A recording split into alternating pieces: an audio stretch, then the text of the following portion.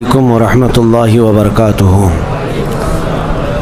الحمد لله وكفى وسلام على حبيبه المصطفى. أما بعد فأعوذ بالله من الشيطان الرجيم. بسم الله الرحمن الرحيم. إن الله وملائكته يصلون على النبي يا أيها الذين آمنوا صلوا عليه وسلموا تسليما. اللهم صل على سيدنا محمد معدن الجود والكرم وآله وأصحابه الكرام وابنه الكريم وبارك وسلم صلاة دائمة سرمدا أبدا بحمدہ تعالی و بکرم مصطفیٰ صلی اللہ علیہ وسلم. آج کی شب میں قرآن عظیم کے 26 پارے مکمل ہو چکے ہیں. اللہ کریم بقیہ قرآن عظیم کے پاروں کو صحیح تجوید سے پڑھنے اور آپ کو سماعت کرنے کی توفیق عطا فرمائے. آج ہمارے لیے خوش بختی ہے، خصوصیت کے ساتھ ہماری محفل میں حضرت علامہ مولانا مفتی عاقب شافعی صاحب ادام اللہ اقبالہ تشریف لائے، اور مجھے خبر نہیں تھی. آپ نے یہیں پر تراویح کی نماز ادا کی اور خاص ہمارے اس تفسیر میں شرکت کی غرض سے یہ بھیونڈی سے چل کر تشریف لائے ہیں. اور الحمدللہ شافعی مسلک کے ایک بہت ہی بہترین مدقق عالم دین ہیں.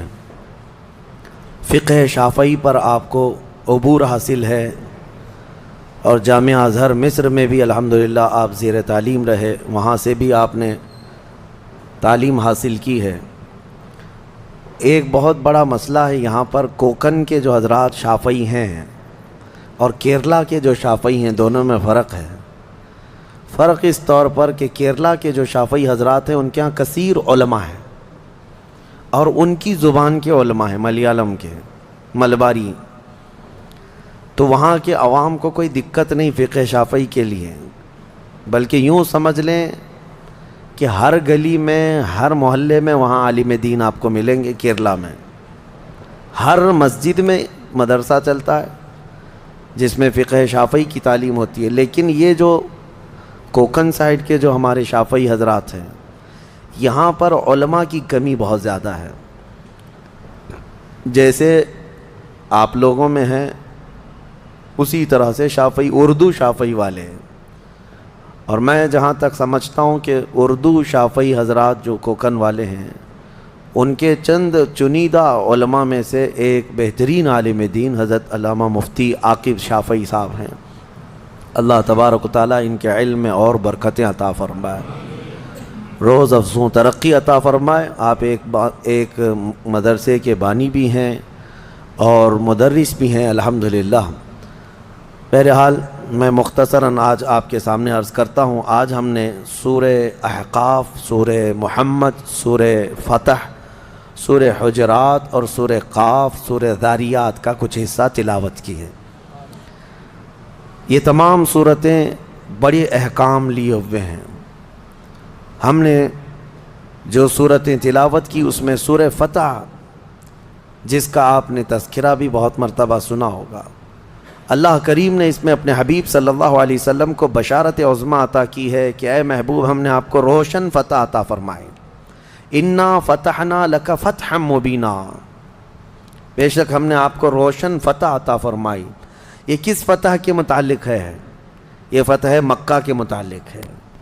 مکہ والے 1 سال پہلے نبی مکرم صلی اللہ علیہ وسلم کو عمرہ کرنے سے روک دیے تھے. حضور صلی اللہ تعالیٰ علیہ وسلم اپنے صحابہ کے ساتھ مدینے سے نکلے تھے. تقریباً 1400 صحابہ احرام کی حالت میں عمرہ کرنے کی غرض سے آئے.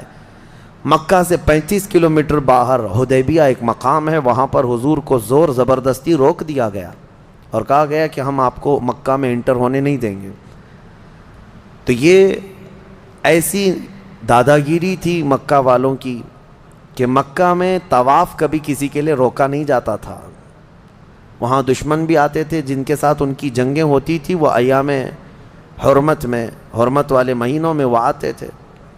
لیکن نبی پاک صلی اللہ علیہ وسلم اور اصحاب کو مجبور کر دیا ان لوگوں نے کہ آپ مکہ میں نہیں آ سکتے. یہیں پر وہ صلح ہوئی تھی جس کو صلح حدیبیہ کہتے ہیں. مشہور ہے یہ. دونوں فریق کے درمیان ایک ایسا ایگریمنٹ بنا تھا جس کو دیکھ کر کے بظاہر ایسا لگتا تھا کہ مسلمانوں نے دب کر صلح کر لی، لیکن نگاہ نبوت دیکھ رہی تھی کہ ہونا کیا ہے۔ ان عقود میں عقد میں جو لکھا گیا تھا اس میں یہ تھا کہ اس سال آپ عمرہ نہیں کریں گے، یہیں احرام کھول کر واپس چلے جائیں گے مدینے۔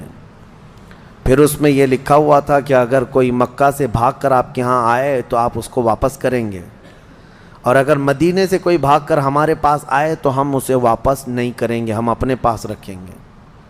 یہ زور زبردستی کی ایگریمنٹ تھی۔ اس میں اور بھی بہت ساری چیزیں تھیں، حضور پاک صلی اللہ علیہ وسلم نے ہر ایک چیز کو مان لیا تھا۔ حالانکہ صحابہ اکرام رضوان اللہ تعالیٰ علیہ مجمعین اس وقت جو تھے، یہ وہ صحابہ تھے جو بدر لڑ چکے تھے، احد لڑ چکے تھے، خندق ہو چکی تھی، بڑی بڑی جنگوں میں شرکت کر چکے تھے، ان کو تو تجربہ تھا مکہ والوں سے لڑنے کا۔ تو انہوں نے عرض کیا یا رسول اللہ صلی اللہ علیہ وسلم آپ اجازت دے دیں، ہم ان کے ساتھ جنگ کریں گے۔ حضور نے منع فرمایا، اللہ کا حکم نہیں ہے۔ تو جنگ کرنے سے حضور نے جو منع کیا، صحابہ اکرام رضوان اللہ تعالیٰ علیہ مجمعین میں ایک عجیب سی کشمکش تھی۔ روایت میں سیدنا عمر ابن خطاب رضی اللہ تعالیٰ عنہ حضور پاک صلی اللہ علیہ وسلم کے پاس آئے، کہا کہ یا رسول اللہ کیا ہم حق پر نہیں ہیں؟ کہا بالکل حق پر ہے۔ کہا ہمیں جنگ کی اجازت کیوں نہیں دی جا رہی؟ حضور پاک صلی اللہ علیہ وسلم نے فرمایا عمر میں جو دیکھ رہا ہوں وہ تم نہیں دیکھ سکتے۔ حضرت عمر کئی صحابہ کے پاس گئے، یہاں تک کہ حضرت ابو بکر کے پاس گئے۔ حضرت ابو بکر صدیق سے کہا اے ابو بکر تمہیں پتہ ہے رسول اللہ صلی اللہ علیہ وسلم کیا فیصلہ کر رہے ہیں؟ کہا جنگ کی اجازت نہیں دے رہے ہیں، اور وہ بھی صلح ایسے کافروں سے دب کر کے ہو رہی ہے۔ حضرت ابو بکر صدیق نے سنا اور اس کے بعد ان کا کندھا پکڑ کر کے ہلایا ان کو، حضرت عمر کو، کہا الزم غرضک یا عمر، اے عمر اپنی عزت کو سنبھال کر بات کر، غیرت میں رہ کر کے بات کر، اس لیے کہ وہ اللہ کے رسول ہیں، عام انسان نہیں ہیں، ان کا جو فیصلہ ہے وہی شریعت ہے۔ حضرت عمر رضی اللہ تعالیٰ عنہ اس کے بعد ایک جملہ بھی نہیں کہے۔ فرماتے ہیں اس دن دیکھا کہ صدیق اکبر کا ایمان کیا ہے۔ ہماری طبیعت مانے نہ مانے، رسول کا جو فیصلہ ہے وہی حق ہے، وہی حق ہے۔ حضرت عمر رضی اللہ تعالیٰ عنہ کا یہ معاملہ تھا۔ اس کے بعد صلح تو ہوئی، اتفاق دیکھیں اس وقت ابھی صلح مکمل ہونے سے پہلے ہی ایک صحابی تھے جو مکہ سے جان چھڑا کر کے ان کے پاس آ گئے تھے، ان کو بہت ظلم کیا جاتا تھا۔ نبی پاک صلی اللہ علیہ وسلم کے صحابہ کے پاس آئے، ان کو بہت مارتے تھے مکہ والے، جان چھڑا کر کے آئے، صحابہ کے درمیان آئے تو خوش ہو گئے، لیکن مکہ کے کفار و مشرکین نے کہا ہمارا ایگریمنٹ ہے کہ ہمارے ہاں سے بھاگ کر کے کوئی آئے گا تو آپ اسے واپس کریں گے۔ حضور صلی اللہ علیہ وسلم نے صحابہ سے کہا کہ ان کو واپس بھیج دو۔ کس دل کے ساتھ بھیجتے مجھے بتائیں؟ وہ ایک مظلوم، مار کھا رہے ہیں مکہ میں، ساری چیزیں ہیں، صحابہ اکرام وہ مکہ کے کفار کے سامنے اڑ گئے کہ کوئی ان کو چھو کر کے دکھاؤ، لیکن فرمان رسول آ گیا، اے میرے صحابہ چھوڑ دو، ہم عہد کے پابند ہیں، ہم عہد و پیمان والے ہیں۔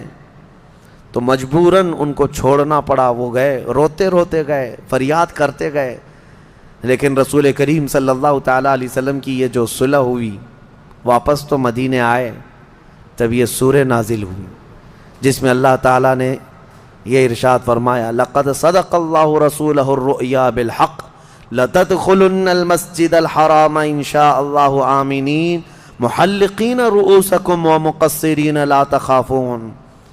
اللہ تعالیٰ اپنے رسول کا خواب سچ کر دکھایا، بے شک کہ ضرور ضرور رسول آپ داخل ہوں گے مسجد حرم میں، وہ بھی امن و امان کے ساتھ مسجد حرم میں آپ آئیں گے۔ ہوا یہ کہ اس وقت حضرت عثمان غنی کو بھیجا گیا تھا مکہ کے حالات دیکھنے کے لیے۔